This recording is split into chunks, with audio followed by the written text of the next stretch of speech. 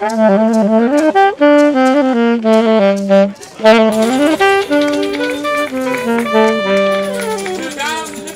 musicale est ouverte. Et écoutez nos musiques dans les hype patates. Bienvenue à l'épicerie musicale. Venez savourer nos fruits et nos légumes musicaux.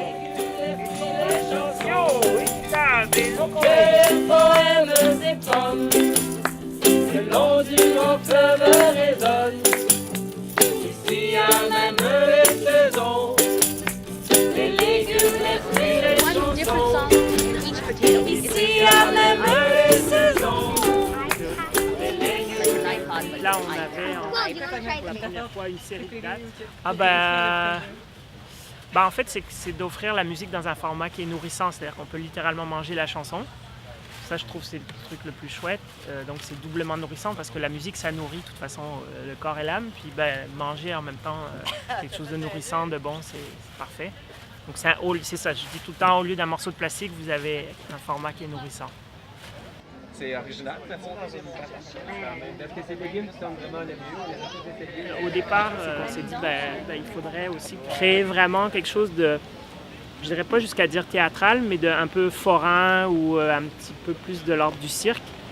Donc, au fond, l'idée, c'est que les artistes épiciers et les médiateurs et médiatrices participent à certaines actions. C'est pas juste vendre des fruits et des légumes. On voulait aussi qu'il y ait un début, un milieu, une fin. Donc là, on a créé l'hymne de l'épicerie qu'on chante au début, au milieu, à la fin. Ça fait aussi qu'on est unis, on a notre tablier, tout ça. Donc c'était créer un espèce d'esprit de groupe et puis que chacun se fasse sa version un petit peu de l'épicerie. Ouais. Ici à même les saisons, les légumes, les fruits, les chansons.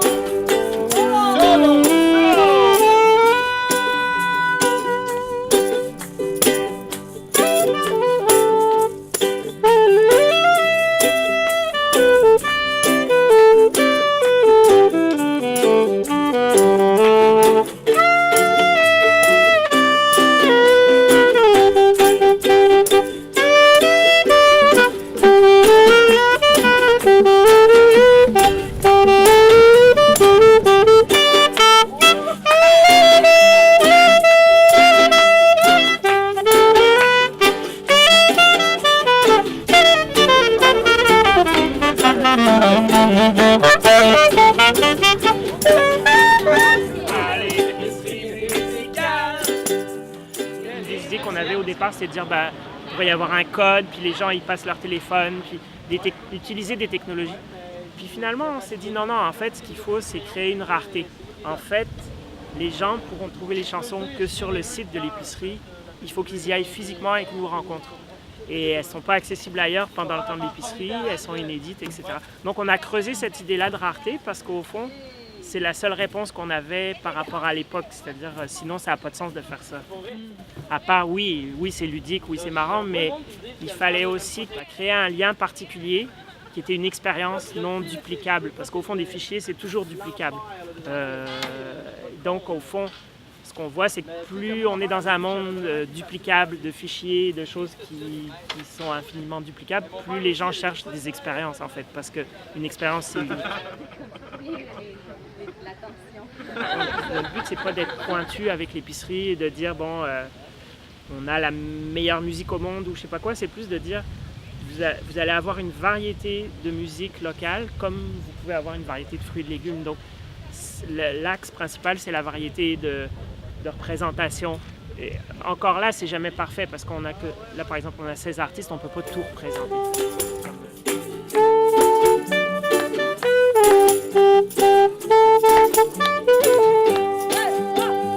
À l'épicerie musicale.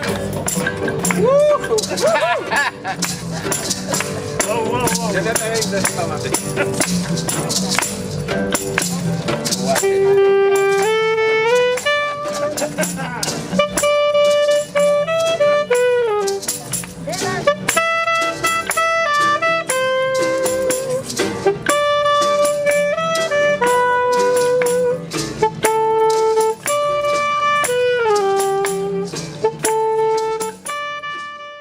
Oui, il y a des rituels. ce qui est chouette, c'est que chaque personne amène... Parce que moi, j'ai amené, je pense, au départ, c'est beaucoup dans ma tête. Moi, je suis quelqu'un qui est beaucoup dans l'imaginaire. Après ça, les stands, par exemple, ben, ça, c'est Marie-Pierre Normand.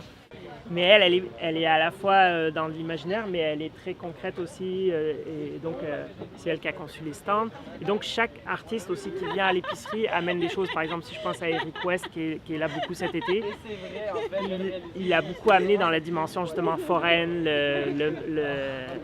Il amplifie sa voix. Il y a toutes ces idées-là. Il est très comme direct avec les gens. Donc, chaque personne amène une autre dimension à l'épicerie. Puis c'est ça, on voulait accentuer l'effet un petit peu spectaculaire. Donc les cloches, c'est ça, quand il y a une vente, on sonne la cloche, etc.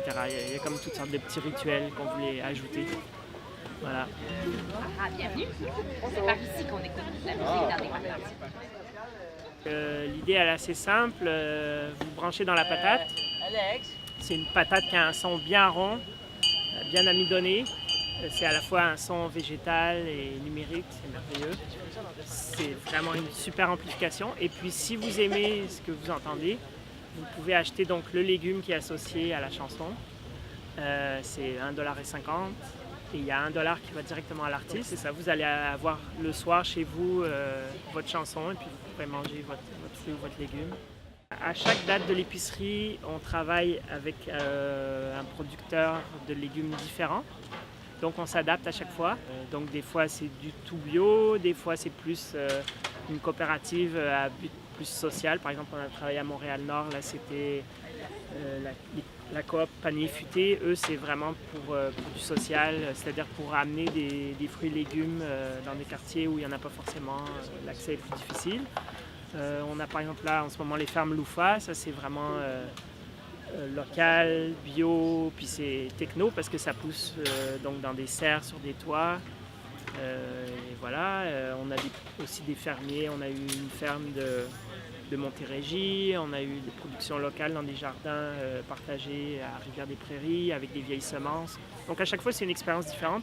Puis nous ce que ça fait c'est que c'est la première année où il y a ce lien vraiment plus fort je dirais avec les producteurs.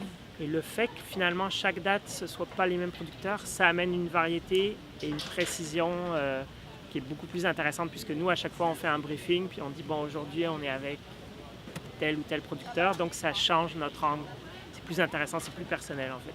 On a besoin de toute façon de rattacher quelque chose d'abstrait, de numérique qui est dans les tuyaux qu'on ne peut pas toucher avec quelque chose de concret. Si on regarde, même si on va sur iTunes, mettons, ou Spotify, ou je sais pas quelle plateforme, la chanson, on va l'identifier au petit carré, à la petite photo, puis au texte qui est écrit à côté. Donc au fond, c'est symbolique, c'est pas réel, c'est juste un lien qui est presque fictif. Et donc je me suis dit, au fond, on pourrait nous créer ce lien avec justement des fruits, des légumes. Et puis au lieu que ce soit juste pour moi, on pourrait créer cette idée d'épicerie. Puis de fil en aiguille, après, tout a découlé de ça, c'est-à-dire c'est comme des dominos. Parce qu'il y avait après l'idée du local, du bio, de l'équitable, de la distribution directe, mais aussi tout simplement du jeu en fait, puisque c'est quand même un jeu avant tout. Il faut avoir un petit peu un cœur d'enfant pour participer, il faut y croire un petit peu. Surtout nous, dans les débuts, on n'avait pas les moyens qu'on a là, donc c'était juste basé sur l'imaginaire. On avait une grosse pastèque.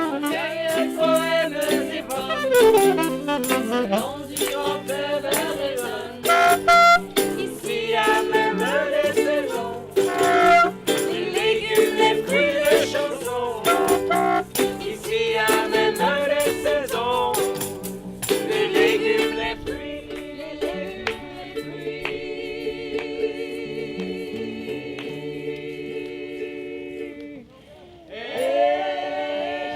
Le cadeau de l'épicerie pour nous, les artistes qui sommes dans les stands, c'est la rencontre en fait, c'est merveilleux. La rencontre, il n'y a rien de plus beau. C'est même encore différent d'un spectacle parce qu'un spectacle, souvent, oui, c'est une rencontre avec le public, mais là, c'est vraiment une rencontre directe, un peu parfois déstabilisante pour eux ou pour nous. Mais c'est ça qui est intéressant en fait. C'est le moment de doute où on ne sait pas à qui on a affaire, eux ils ne savent pas non plus. Et c'est ce moment-là qui est intéressant en fait. C'est la surprise, qu'est-ce qui va se passer. Et puis il y a toutes sortes de moments surprenants parce que donc, chaque personne arrive avec son univers.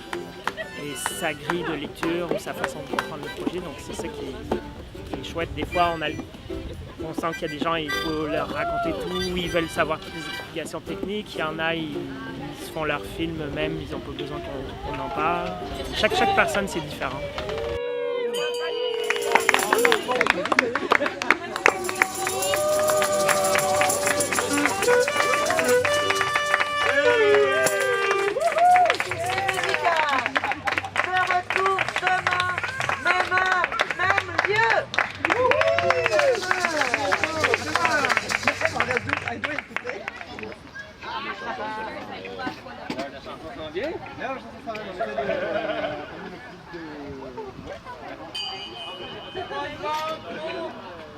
Mr. Evil! Yeah!